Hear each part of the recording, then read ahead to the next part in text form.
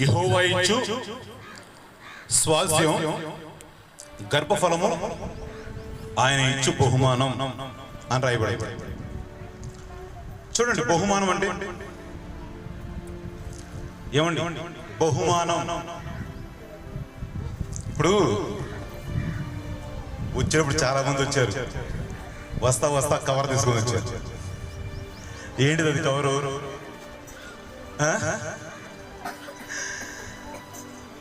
పిల్లోడికి బట్టలు, గిఫ్ట్.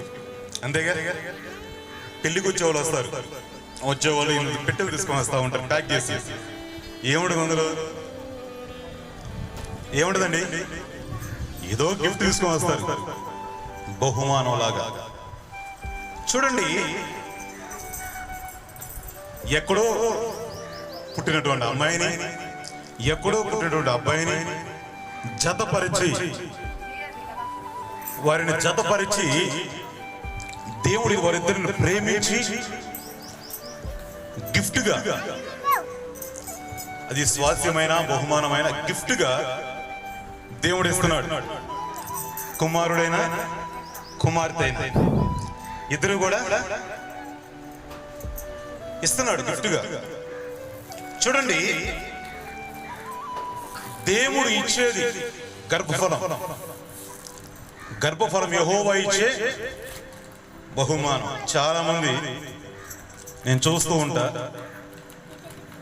మగపిల్లడు పుట్టలేదని, ఏమండి మగపిల్లడు పుట్టలేదని ఏమంటారు కోడల్ని?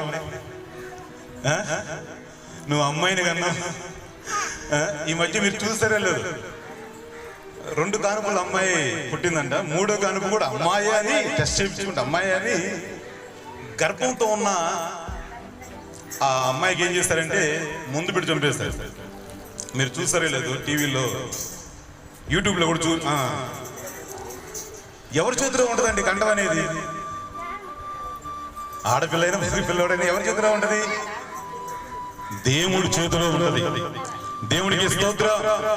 దేవుడు ఏదిస్తే అది మేలు. ఏదైనా దేవుడు ఏం చేస్తాడు? మనకి మేలు చేస్తాడు, కీడు చేస్తాడా? ఆయన ఏది చేసినా మేలే చేస్తాడు. దేవుడికి స్తోత్రం. హల్లెలూయా. చూడండి, గర్భఫలం దేవుడు ఇచ్చేది. అందుకే దేవుడు అంటాడు యెషయా గ్రంథంలో, కన్న తల్లి చంటి బిడ్డ నేను మరుచునేమో గాని నేను నిన్ను మరువను, నా అరచేతులలో నేను చెక్కుకొని ఉన్నాను, నీ ప్రాకారములు ఎప్పుడు కూడా నా అరచేతుల్లోనే ఉన్నాయి. మన చుట్టూ దేవుని ప్రాకారం. మనం ఎక్కడ తిరిగినా తల్లి గర్భములో పిండముగా రూపించబడిన నాటి నుండి ఈ లోకములకు వచ్చేంత వరకు దేవుని కాపుదల. తల్లి గర్భంలో వాడికి ఏ ఆహారం కావాలో, వాడు ఆరోగ్యం. చూడండి, దావీదు అంటాడు కదా, నా తల్లి గర్భములో నన్ను రూపించిన విధమును చూడగా నాకు భయమును వణుకును పుడుతుందంటాడు. తల్లి గర్భంలో రూపించేది ఎవరు? దేవుడు. నరములను, దాని మీద మాంసమును, లోపల ఎముకలను, కావలసిన ప్రతి అవయవాన్ని ఎవరు నిర్మించేది? దేవుడే కదా. చూడండి, చిన్న చిన్న వాటికి అయితే ఏ హాస్పిటల్కి పోయినా వైద్యం దొరికింది. కానీ మేముండే ఇంటి పక్కన ఈ మనవడు పుట్టాడు. ముందు 2 ఆడపిల్లలు, తర్వాత మనవడు పుట్టాడు. మనవడు పుట్టిన తర్వాత వాడికి 2వ నెల స్టార్టింగ్ నుంచి అనారోగ్య పరిస్థితి ఏర్పడింది. గుండె లోపల పైన 2 గదులు, కింద 2 గదులు, 4 గదులు ఉంటాయి గుండెలో. జఠరికలు, కర్ణికలు అంటారు. అయితే పైన 2 గదులు ఉన్నాయి, కానీ కింద 2 గదులు ఒకే గది అయిపోయింది. ఒక్కసారి ఒకే గది అయిపోయింది. ఇప్పుడు ఆ 2 గదులు ఉంటే చెడు రక్తము, మంచి రక్తం వేరైపోతుంది. ఆ 2 గదులు ఒకటైపోయేలేకి చెడు రక్తం, మంచి రక్తం కలిసి అవయవాలకు వెళ్ళటం వల్ల ఊపిరితిత్తులు, కిడ్నీలు అన్ని ఫెయిల్ అయిపోయినాయి. పిల్లడికి హాస్పిటల్ తీసుకెళ్తే ఎక్కడికో తిరిగారు పాపం, చాలా ప్రయాసపడ్డారు. ఎంత దూరం పోయినా కానీ ఏం చెప్తున్నారంటే విజయవాడ రమేష్ హాస్పిటల్కి స్పెషలిస్ట్ ఎవరో అమెరికా నుంచి వస్తున్నాడంటే, ఫారెన్ నుంచి వెళ్ళారు. ఆయన చూసి ఆయన చెప్పింది ఏంటంటే, దానికి ఆపరేషన్ అనేది లేదమ్మా, వాడిది ఎంత ఉండిది గుండె 2 నెలల ఉండిది, వాడు ఇంత చిన్నది, ఒక లావు గోళీకాయ ఎంత ఉంటుందమ్మా, దాన్ని కోసి ఆపరేషన్ చేయడం అనేది సృష్టిలో ఇంతవరకు లేదు. ఎవరు ఏది చేసినా దేవుడే చేయాలి, దాన్ని మనుషులతో చేసేది దేవుడే తన చేతితో చేయాలి అని చెప్పాడు. దేవుడికి స్తోత్రం, హల్లెలూయా. మహాకృప ఏంటంటే, ప్రార్థన చేసిన తర్వాత స్వస్థ వచ్చింది. వారంలోనే వీడు పచ్చగా అయిపోతాడు, 3 రోజులు పచ్చగా మారుతాడు, కరెక్ట్గా వారం కల్లా చచ్చిపోతాడు వీడు అని చెప్పేసారు. కర్నూలు పోయినా ఎక్కడ పోయినా అది చెప్పారు. హైదరాబాద్, మద్రాసు ఎక్కడికెక్కడో తీసుకెళ్ళారు. ప్రార్థన చేసిన తర్వాత దేవుడు వాడు బాగు చేశాడండి. ఈ రోజు వాడు సాక్ష్యం చెబుతారు. ఇప్పుడు వాడు సంవత్సరం దాటి 2వ సంవత్సరం వచ్చేసి వారం రోజులు చచ్చిపోతారన్నాడు. ఎందుకు చెప్తున్నానంటే, దేవుడు తప్ప మనుషుల్ని బాగు చేయవారు ఈ లోకంలో ఎవరు లేరు. డాక్టర్లు ఎంతవరకు అందినంత వరకే, వారు చేయి దాటిపోతే ఏమంటారు, ఇంక మా వల్ల కాదు,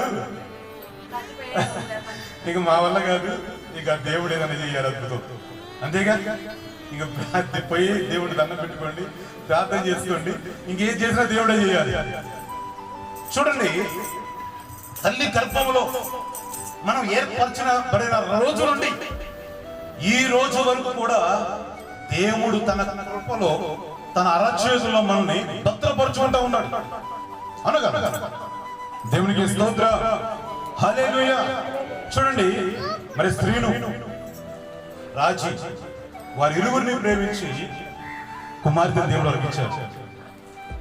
ఆ కుమార్తె తన గర్భంలో, తల్లి గర్భంలో ఉన్న ఆ 9-10 నెలలు దేవుడు తన కృపతో ఉంచి మరి తనకి కావాల్సినటువంటి అన్ని అవయవాలను ఏర్పాటు చేసి శక్తి, బలమును, ఆరోగ్యాన్ని ఇచ్చి ఈ లోక వాతావరణం తట్టుకునేంత వరకు ఆ గర్భంలో ఉంచిన తరువాత 9వ నెల లేక 10వ నెల, కొంతమంది మీరు గమనిస్తూ ఉంటారు, 9వ నెల పుట్టిన, ఒక్కొక్కసారి 10వ నెల పుట్టిన గుండె లోపల కొంతవరకు రంధ్రాలు ఉంటాయి. మా పెద్దోడు కూడా, వాడు 9వ నెలలో పుట్టాడు, వాడికి గుండె లోపల రంధ్రం ఉంది. మేము ఆయన చిన్నపిల్లల డాక్టర్ దగ్గర తీసుకెళ్తే, గుండె కొద్ది తేడా ఉందయ్యా, స్కాన్ చేయించుకొని రాపోండి, గుండె టెస్ట్ చేయించుకొని రాపోండి అన్నారు. పోతే గుండె డాక్టర్ దగ్గరికి వెళ్ళి చూపిస్తే కొంచెం ప్రాబ్లం ఉంది అన్నారు, కానీ ఏమి చెప్పలేము.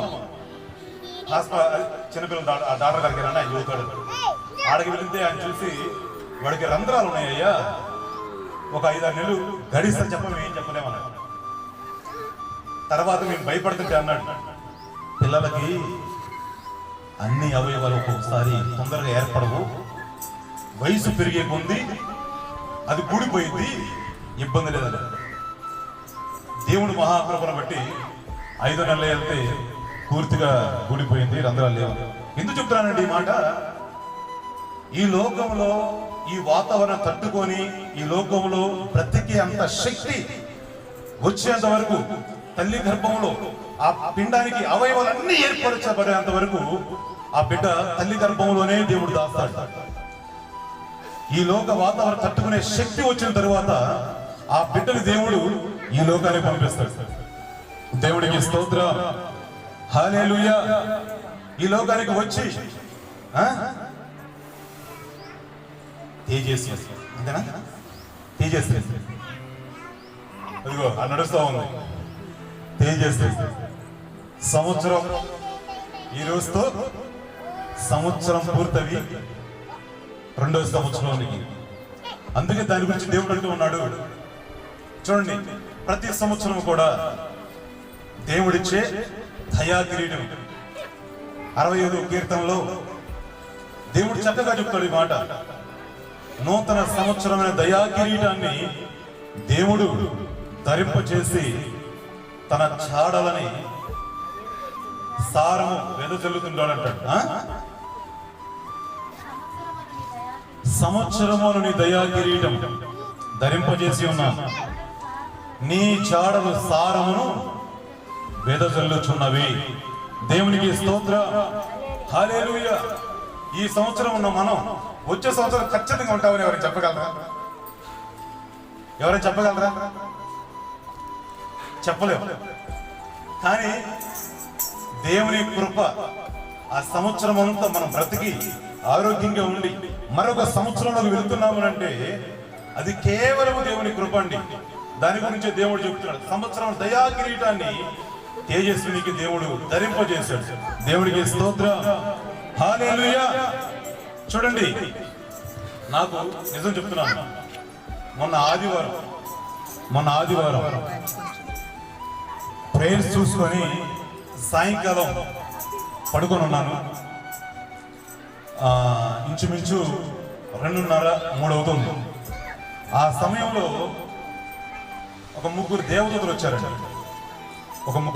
నా దగ్గరికి వచ్చి, ఈ ఇంట్లో పలానాయన ఈ ఇల్లు దీంట్లో ఎవరెవరు ఉన్నారు ఏదనంటే మా ఫ్యామిలీ ఉంటున్నాము, మాకు గిద్యోను కావాలి అంటే నాకు భయం వేసింది. ఏంది వీళ్ళు ఎట్లా అడుగుతున్నారు, వీళ్ళు ఎందుకు వచ్చారు అని నేను భయపడుతూ నేనన్నాను, నీ సమయం అయిపోయింది, నువ్వు ఇక్కడి నుంచి వచ్చేసేయాలా? నిజంగా నీ సమయం అయిపోయింది, నువ్వు ఇక్కడి నుంచి వచ్చేసేయాలా అన్న. నేను వెంటనే కంగారు పడుతూ, నేను యేసయ్య సేవ చేయాలి, నేను దేవుని సేవ చేయాలి, నేను ఇప్పుడే రాను అన్నా. వారిలో ఒక ఆయన అన్నాడు, నువ్వు యేసయ్య సేవ చేస్తావా? నిజంగా? అవును చేస్తానంటే, సరే దేవుని సేవ చేస్తాడంట, పదండి అని చెప్పేసి ఆ ముగ్గురు తిరిగి వెళ్ళిపోయారండి. దేవునికి స్తోత్రం. ఆ తెల్లరి లేచి నేను ప్రార్థన చేసుకుంటూ ఉన్నా. నా రోజులు అయిపోయింది, నా దినములు అయిపోయింది, నేను ఆరోగ్యంగానే ఉన్నా. మరణం రావాలంటే ఎలాగైనా రాదా? పిల్లలకు కూడా ఈ రోజుల్లో హార్ట్ అటాక్లు వచ్చేస్తాయి లేదా? హఠాత్తుగా వారి జీవితాలు ముగిసిపోతున్నాయి. యాక్సిడెంట్ గాను ఇంకోటి ఏదో ఒక పేరు దానికి, ఇలా చనిపోయాడు అనే ఒక పేరు అంతే. ఈ లోకంలో జీవితం ముగిసిపోవడానికి చూడండి, ప్రతి ఒక్కరము ఏదో ఒక రోజు ఎలా వచ్చామో అలా వెళ్ళిపోవాలి. ఎలా ఉండిపోతాం ఇక్కడే అందరం? చెప్పండి. ఖచ్చితంగా ఎలా వచ్చామో అలాగే వెళ్ళిపోతాం. నిజంగా నేను అనుకుంటున్నా, ఈ రోజు నేను బ్రతికున్నాను అని అంటే కేవలం దేవుని కృప.